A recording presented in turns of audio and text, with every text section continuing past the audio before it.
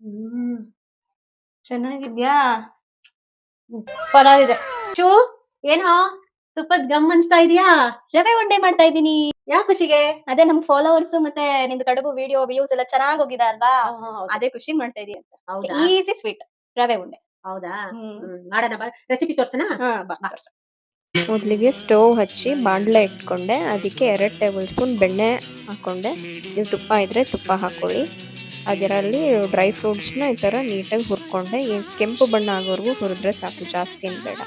ಮತ್ತು ಅದೇ ಬಾಣಲೆಗೆ 1 ಕಪ್ಪಷ್ಟು ಚಿರೋಟಿ ರವೆ ತೊಗೊಂಡು ಹಾಕ್ಕೊಂಡು ಸ್ವಲ್ಪ ಹುರ್ಕೊಂಡೆ. ಒಂದು 5 ನಿಮಿಷ ಹುರ್ಕೊಂಡಾದ್ಮೇಲೆ ಎತ್ತಿಟ್ಕೊಂಡು ಅದೇ ಬಾಣಲೆಗೆ 1 ಬೌಲ್ ರವೆಗೆ ಅರ್ಧ ಗ್ಲಾಸಷ್ಟು ಸಕ್ಕರೆ ತೊಗೊಂಡು ಪಾಕ ತೆಗಿಬೇಕು. 2 ಎಳೆ ಪಾಕ.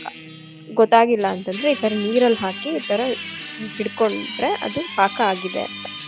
ಅದೇ ಪಾಕಕ್ಕೆ ನಾನು ರವೆ ಹುರಿದಿದ್ದೇನಿತ್ತಲ್ಲ ಅದನ್ನು ಹಾಕಿ ಏಲಕ್ಕಿ ಪೌಡರು ಮತ್ತು ಡ್ರೈ ಕೊಕೊನಟ್ಟು ಮತ್ತು ಡ್ರೈ ಫ್ರೂಟ್ಸು ಎಲ್ಲ ಹಾಕಿ ಈ ಥರ ಉಂಡೆ ಕಟ್ಟಕ್ಕೆ ಸ್ಟಾರ್ಟ್ ಮಾಡಿದೆ. ಇದರಲ್ಲಿ ಏನಪ್ಪ ಟಿಪ್ಪು ಅಂತಂದರೆ ಉಂಡೆ ಬಿಸಿ ಇದ್ದಾಗೆ ಕಟ್ಟಬೇಕು. ಇಲ್ಲ ತಣ್ಣಗಾಯಿತು ಅಂದರೆ ಒಂಚೂರು ಹಾಲು ಇಟ್ಕೊಂಡಿದ್ದೀನಿ ನೋಡಿ, ಈ ಥರ ಹಾಲು ಇಟ್ಕೊಂಡು ಕಟ್ಬೋದು. ಇಷ್ಟು ಮಾಡಿದ್ರೆ ನಮ್ಮ ರವೆ ಉಂಡೆ ರೆಡಿ ಆಗುತ್ತೆ. ಟೇಸ್ಟ್ ಹೆಂಗಿದೆ ಅಂತ ಕೇಳೋಣ ಬನ್ನಿ ನಮ್ಮಮ್ಮಂಗೆ.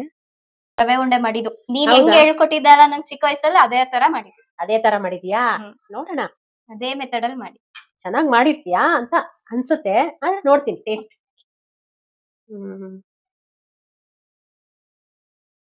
ಹ್ಮ್ ಚೆನ್ನಾಗಿದ್ಯಾ? ಪರವಾಗಿದೆ.